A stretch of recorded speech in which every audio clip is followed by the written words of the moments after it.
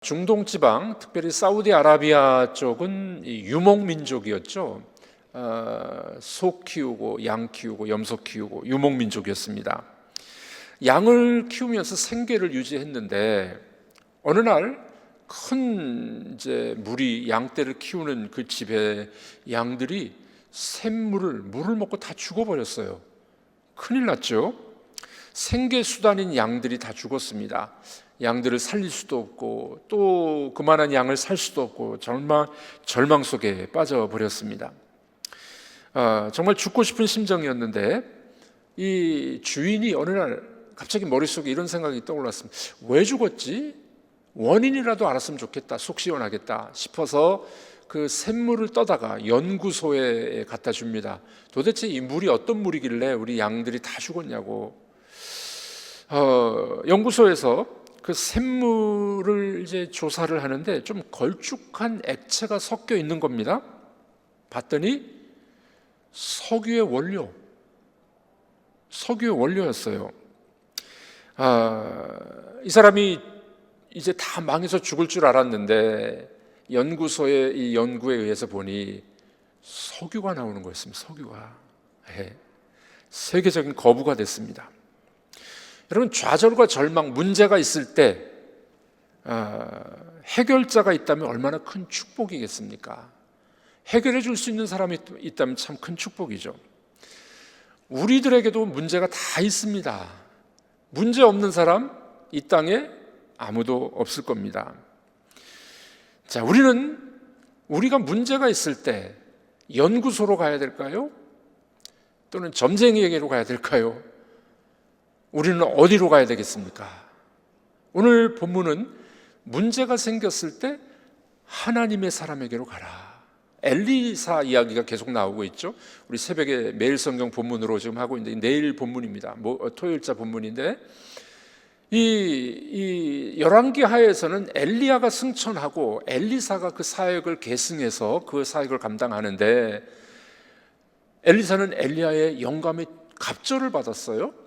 그래서 이 엘리사의 사역을 이야기하면서 능력과 그 하나님께서 어떻게 역사하시는지 나타나는데 특별히 이 엘리사를 하나님의 사람 이렇게 표현하고 있습니다. 자, 오늘 이 본문에 나타난 이 여인의 문제를 가지고 하나님의 사람에게로 왔습니다. 여러분들, 우리가 문제가 있을 때, 고민이 있을 때 우리들도 어디로 가야 되겠습니까? 하나님의 사람에게로 가야 될 줄로 믿습니다. 우리에게는 하나님의 사람이신 예수 그리스도가 있는 줄로 믿습니다.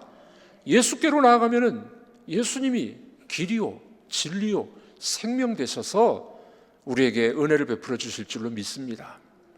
예수님 말씀하셨던 나는 길이요 진리요 생명이라는 요 단어, 세 단어 앞에는요 정관사가 붙어 있어요. 나는 바로 그 길이요, 바로 그 생명이요, 바로 그 진리다. 이 말은 무슨 말입니까? 유일하다는 뜻, 유일. 다른 길이 없다는 거예요. 다른 생명도 없고 다른 진리가 없어. 그래서 우리나라 번역은 그거를 쓸 수가 없잖아요. 그러나 원문에 보면은 앞에 정관사가 붙어 있어요. 나는 바로 그 길이요, 그 생명이요, 그 진리다. 여러분, 우리가 문제가 있을 때 우리의 생명 대신 예수께로 가는 여러분들이 되기를 주님의 이름으로 축복합니다. 오늘 말씀의 배경은 이렇습니다. 이 엘리사의 제자였습니다. 아마도 선지자 훈련을 받고 있는 신학도였던 것 같습니다. 이 사람이 공부하다가 죽었네요. 아내를 남겨두고 두 아들을 남겨둔 채 세상을 떠나게 됩니다. 당시로는 갚기 어려운 거액의 빚을 지고 세상을 떠나갑니다. 신학생들이 참 가난하죠. 우리나라의 이제 그 목회자들에 대한 이 어떤 이 생각이 목회자들은 청빈해야 된다. 그래가지고 사례비들을 좀 적게 줘요. 그러다 보니까 신학생 때 되게 어렵습니다. 제가 26살 때부터 교육전사를 시작했는데 그때 사례비가 얼마인 줄 아십니까? 18만 5천 원. 잊어버리지도 않습니다. 18만 5천 원. 저는 결혼을 좀 늦게 했기 때문에 총각이었지만 이 결혼해서 살고 있는 전도사님들은 18만 5천 원 가지고, 물론 뭐 그때가 1986년도, 88년도 이때였으니까 지금하고 조금 차이는 있습니다만은 생활하기가 너무 어렵죠. 학비도 안 대주지. 요즘에는 우리 교육전사님들 학비를 대줍니다. 예전에는 학비도 안 대줬어요. 이때는 더 했겠죠. 엘리사 시대에는 정말 이 빚이 많았습니다. 남편은 죽었네요. 문제가 생깁니다. 빚쟁이가 찾아왔습니다. 빚을 갚으라고. 빚을 못 갚는 거예요. 옛날에는 이 남편이 죽고 나면은 이 부인은 경제력이 없기 때문에 진짜, 그래서 하나님이 고아와 과부를 잘 보살피라는 말씀이 그래서 나오는 것 아니겠습니까? 갚을 힘이 없었습니다. 갚지 못하는 경우에는 어떻게 합니까? 이 아들들이나 딸들을 종으로 데려가는 거예요. 빚을 못 갚으니까. 그래서 두 아들이 지금 어떻게 됩니까? 종으로 팔리게 생긴 겁니다. 남편은 죽었지, 빚을 갚아야 되는데 두 아들이 빚 대신에 종으로 팔려갈 형편, 아주 심각한 문제가 벌어지게 됩니다. 자, 이 여인은 이 문제, 심각한 문제를 어떻게 해결했을까요? 자, 1번, 문제가 발생하면 하나님의 사람에게 어떻게 해야 된다고요? 부르짖어야 됩니다. 하나님의 사람에게로 가야 돼요. 1절 말씀 다 같이 읽어보겠습니다. 한 여인이 엘리사에게 부르짖어 이르되 당신의 종 나의 남편이 이미 죽었는데 당신의 종이 여호와를 경외한 줄은 당신이 아시는 바니이다. 이제 빚준 사람이 와서 나의 두 아이를 데려가 그의 종을 삼고자 하나이다. 네. 남편은 죽고 빚만 남았고 아들들은 종으로 뺏기게 된 절박한 상황입니다. 여러분들, 이런 절박한 상황 속에서 우리들은 어떤 태도를 보이십니까? 세상을 원망하고, 대개 우리 그리스도인들 중에 좀 믿음이 왔다 갔다 하는 분들은 세상 원망만 하지 않아요. 이런 어려움이 있으면 꼭 누구를 원망합니까? 위에 계신 분을 자꾸 원망을 해요. 참, 우리의 믿음은 정말 얄팍한 것 아니겠습니까? 하나님을 원망해요. 현실을 비판합니다. 차라리 죽는 게 낫다 하고 자살을 선택하는 사람도 있어요. 자살하면 안 됩니다. 우리 그리스도인들은 하나님의 형상을 갖고 있는, 하나님의 형상을 죽여서는 안 돼요. 그래서 자살 거꾸로 하면 어떻게 해요? 살자. 죽을 힘이 있거들랑 죽을 힘을 다해서 살면 돼요. 그래서 자살하면 안 됩니다. 부정적 태도 중에 하나는 뭡니까? 그냥 세상을 끝내버리지, 이런 사람들이 있습니다. 또 아니면은 악을 쓰면서 나를 죽여라, 나를 배를 째라, 내 아들들은 못 데려간다, 저항하는 사람도 있을 것입니다. 또 어떤 사람은 야밤 도주, 빚 안 갚으려고 밤중에 도망가는 사람도 있습니다. 자, 이런저런 태도를 취할 수 있는데 오늘 본문에 나타난 이 여인은 어떤 태도를 취합니까? 하나님의 사람에게 찾아가요. 여기에 해법이 있습니다. 자살하거나 도망가거나 시위하거나 세상적 방법으로는 안 된다는 거예요. 이 여인은 참 지혜로웠습니다. 그래서 어떻게 해요? 하나님의 사람 엘리사에게로 찾아가는 것을 보게 됩니다. 엘리사에게 찾아간 것은 사람의 방법을 찾는 것이 아니요, 하나님의 방법을 찾겠다 하는 믿음이 있었던 것이었습니다.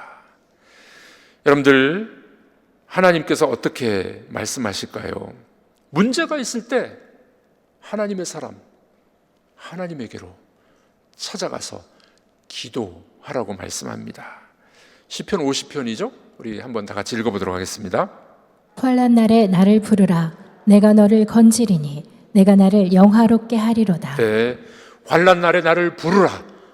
내가 너를 건지리니 내가 나를 영화롭게 하리라. 하나님께로 찾아가 부르짖어야 된다는 겁니다. 시편 38편에도 이렇게 말하죠. 다 같이 읽어보겠습니다. 여호와여 나를 버리지 마소서. 나의 하나님이여 나를 멀리하지 마소서. 속히 나를 도우소서. 주 나의 구원이시여. 네, 문제가 있을 때 하나님께 나아가고 하나님께 기도하는 것이 너무나도 필요합니다. 이 여인은 엘리사를 찾아와서 자기의 입장을 다 털어놓고 울부짖습니다. 여러분들, 우리들은 어떠하신가요? 문제가 있을 때 대개 우리가 기도를 잘 못하는 경우가 몇 가지 있습니다. 체면 때문에. 물에 빠져 죽어가는 사람이 체면이 어디 있겠습니까? 저는 물에 빠져서 죽을 뻔했었습니다. 2번이나. 중고등부 아이들 수련회 갔다가 애들이 그냥 밀어놔가지고 입을 다물고 가만히 있으면 뜰 텐데 그냥 허우적거리고 입을 벌리니까 물이 잔뜩 들어와가지고 친구 목사님이 살려주지 않았으면 죽을 뻔했습니다. 근데 사람들이 죽을 뻔한 상황 속에서도 울부짖지 않아요. 기도하지 않아요. 체면 때문에, 자존심 때문에. 그러나 우리들은 문제가 있을 때 하나님 앞에 달려가서 부르짖는 여러분들이 되기를 바랍니다. 요즘에는 교우들을 보면은요, 제가 봤을 땐 분명히 이분은 기도하셔야 되는데 잘 기도를 안 하더라고요. 기도를 잘 안 하죠. 하나님 말고 해결할 곳이 많이 있는 것 같아요. 병원 가면 되고, 또 국가에서도 보조금 나오고, 웬만큼 사니까 하나님 말고 의지할 때가 많아. 그리고 부르짖지를 않더라고요. 여러분들, 우리가 문제가 있을 때는 체면을 불구하고 하나님 앞에 나와서 부르짖고 울고 기도하는 여러분들이 되기를 주의 이름으로 축복합니다. 영국의 한 직물 공장에 불문율이 있었습니다. 실이 얽히면 무조건 공장장을 불러라. 그런 불문율이 있었습니다. 어느 날 입사한 지 얼마 안 되는 여공이 작업을 하다가 그냥 실이 엉켜버렸어요. 실타래를 풀지를 못하는 겁니다. 그래서 이 여공이 자기가 풀 수 있을 것 같았어요. 대수롭게 여기지 않고 자기가 막 푸는데 그 실이 더 엉켜버렸어요. 이제는 감당할 수 없을 정도로. 그제서 공장장을 불렀습니다. 공장장님, 문제가 있습니다. 공장장이 질책을 하죠. 왜 일찍 나를 부르지 않았느냐? 공장장님, 저는 최선을 다해서 얽힌 실을 풀려고 애를 썼습니다. 공장장이 이렇게 말했습니다. 이 상황에서 네가 최선을 다하는 거는 나를 부르는 거야. 네 힘으로 해결할 수 없는 이 상황 속에서 최선을 다하는 거는 공장장 나를 부르는 거야.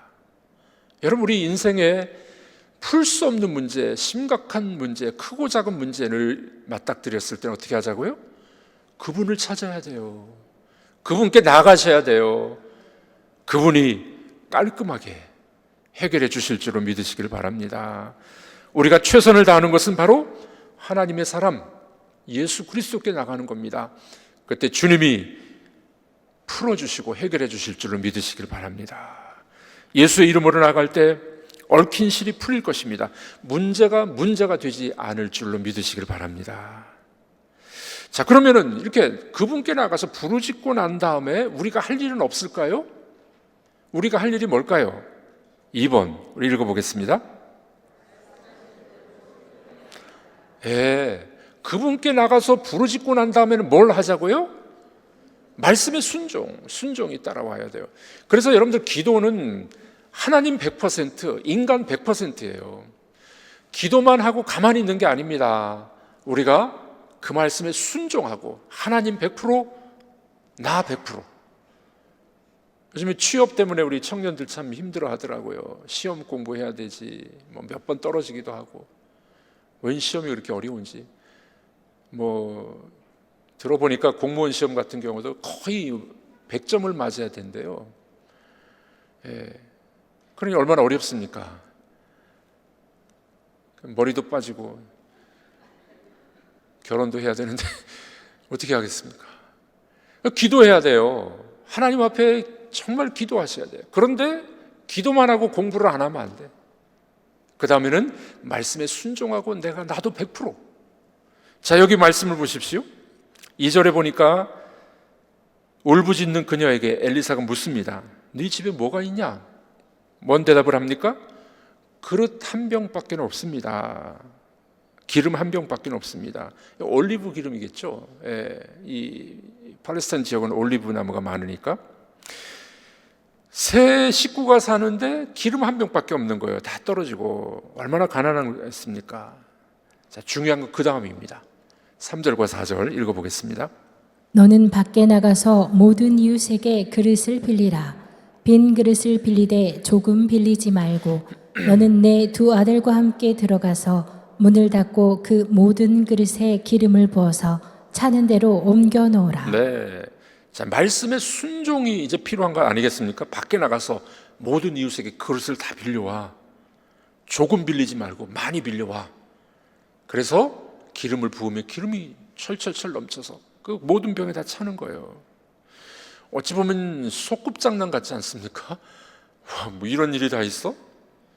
자, 그런데 어떤 일이 벌어집니까? 5절에 여인이 그대로 순종합니다.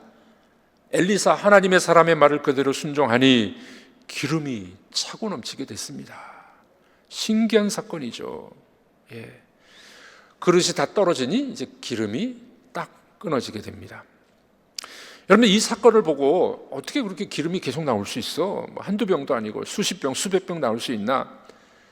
우리 그렇게 또 질문할 수 있습니다만은 이 사건은 뭐라고요?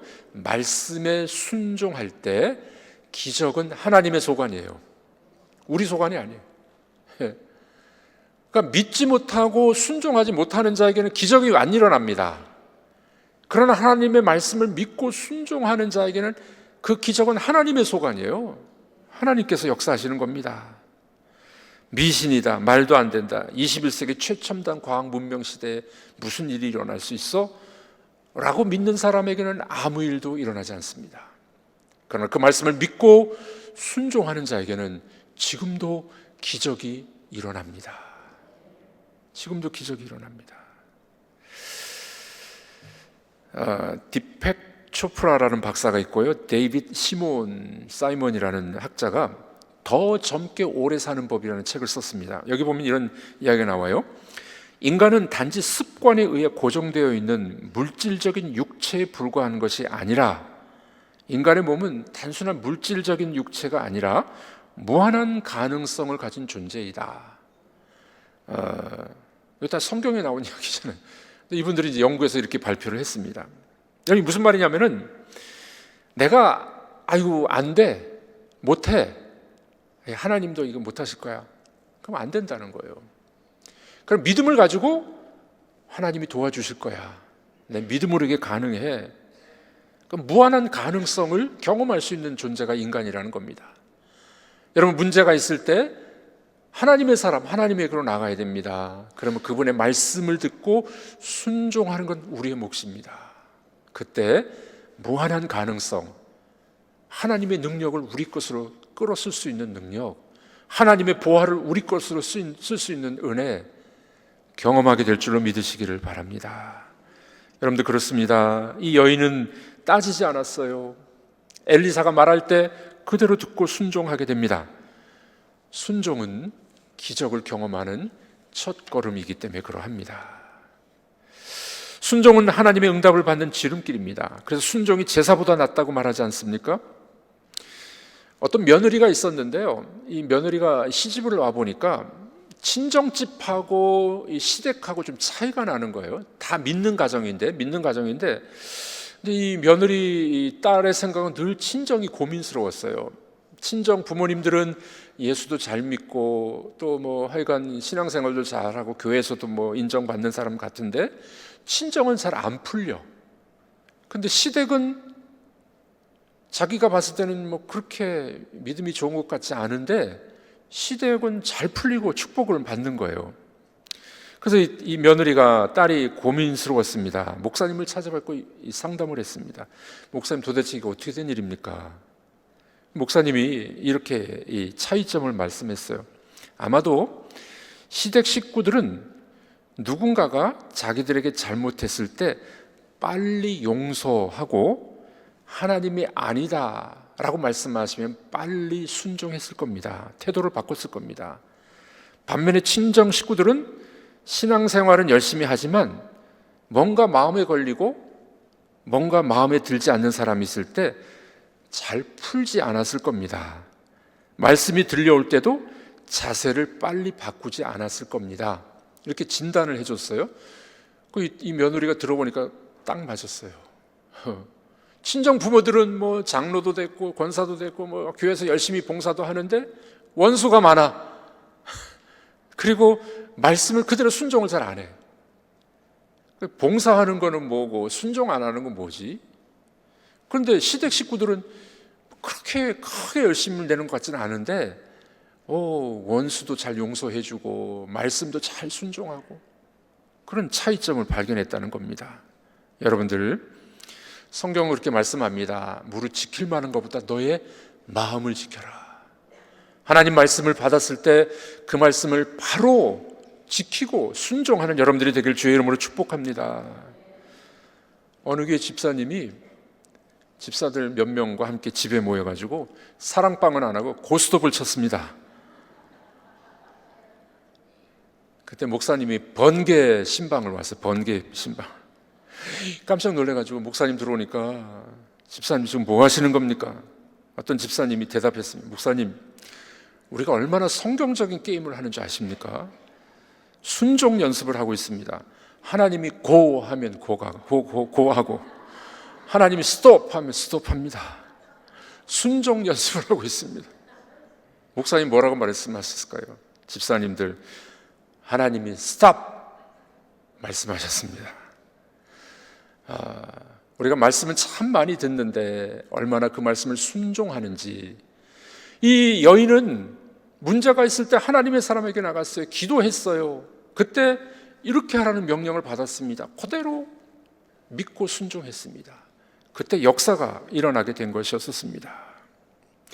종교개혁자 마틴 루터에게는 프레드릭 미코니우스라는 아주 절친이 있었습니다. 이 사람은 널리 알려진 사람은 아니었는데 종교개혁의 뒤에서 아주 조력자였었어요. 가장 친한 친구였고 큰 도움을 줬던 그런 친구였었습니다. 그런데 어느 날 친구로부터 편지가 왔습니다. 자기가 중병에 걸려가지고 이제 죽게 됐다는 거예요. 마지막 유서와 같은 편지를 받습니다.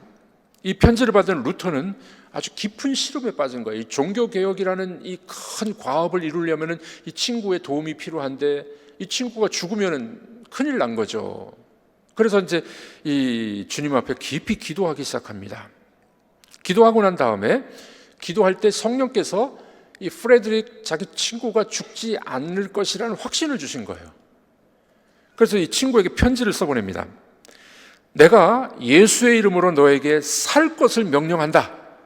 왜냐하면 종교를 개혁하는 하나님의 사역을 내가 수행함에 있어서 여전히 내가 필요하기 때문이다. 주님은 결코 내가 죽었다는 소식을 나로 하여금 듣지 않게 하실 것이다. 이것은 하나님의 뜻이기에 나는 하나님의 뜻이 내게 이루어지기를 기도한다. 이렇게 편지를 써서 보냈어요. 기도 응답을 받고 너는 안 죽을 거야. 하나님의 이름으로 명하노니 죽지 마라. 그 편지를 써서 보냈습니다. 어떤 일이 벌어졌을까요? 이 프레드릭은 급속하게 회복이 됐습니다. 의사조차 포기했던 생명이었는데 무려 6년을 더 삽니다. 그리고 마틴 루터를 도와주어 가지고 종교개혁을 성공적으로 이끄는 그런 인물이 됐던 겁니다. 여러분들, 하나님의 말씀에 응답에 순종할 때 역사가 지금도 일어나게 될 줄을 믿으시길 바랍니다. 여러분들 그렇습니다. 문제 없는 사람은 아무도 없습니다. 문제 경중의 차이는 있을 뿐입니다. 모든 사람에게 문제가 있습니다. 문제 있을 때 여러분들은 누구를 찾아가십니까? 문제가 발생하면 누가 생각이 나십니까? 지난 주간에 어느 목사님이 저보고 그 유력한 그 누구를 좀 찾아가래요. 장로님이, 어떤 장로님이 그러시더라고요. 우리 교회 장로님 말고요. 제가 지난 주간에 이제 총회 자립개발원 미자립계를 돕는 기관의 이사장으로 선출이 되었어야 되는데, 우리 같은 노회 어떤 장로님이 뭔 문제가 있어가지고 그분이 자기가 잘 안 되다 보니까 절을 걸었어요. 절을 걸었어. 어떻게 걸었냐면은 이사장이 되려면은 총회 총대를 5번 이상 나가야 되거든요. 저는 총대를 안 나갔잖아요. 저는 이제 뭐 정치를 안 하겠다 해서 총대를 안 나갔는데, 그러다 보니까 이제 총대 횟수가 제가 4번밖에 안 돼요. 이번에 가면 4번밖에 안 돼. 근데 자기 문제를 풀어달라고 제 문제를 걸었어요. 제 문제를 걸어가지고 총회 선관위원들이 제 문제를 홀딩해 놨어요. 지금 그 문제를 좀 풀어야 됩니다. 풀릴 거예요. 이런 어려운 상황이 조금 있었어요. 그 장로님이 저보고 그러더라고요. 목사님, 그 선관위원 서기 되시는 목사님을 한번 찾아가라고. 그분에게 이야기하면은 풀릴 거라고. 제가 뭐라고 대답했을까요? 그렇게 안 한다고. 사람 찾아가고. 여러분, 사람 찾아가면은 보통 그러잖아요. 누가 와서 부탁하면 뭘 원합니까? 뭐 거시기 또 좀 그런 일 저는 안 한다. 하나님이 허락하시면 하는 거고, 허락 안 하시면 저는 안 해도 된다고. 우리 교회가 미자리 교회 돕는 일, 또 후원하는 일 계속 하고 있는데 그냥 그거 하면 된다고.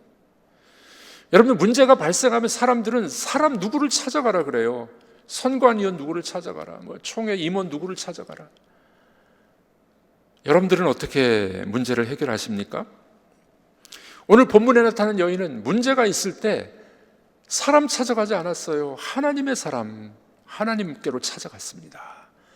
그때 문제가 해결됩니다. 해결되는데 어떻게 해결됐어요?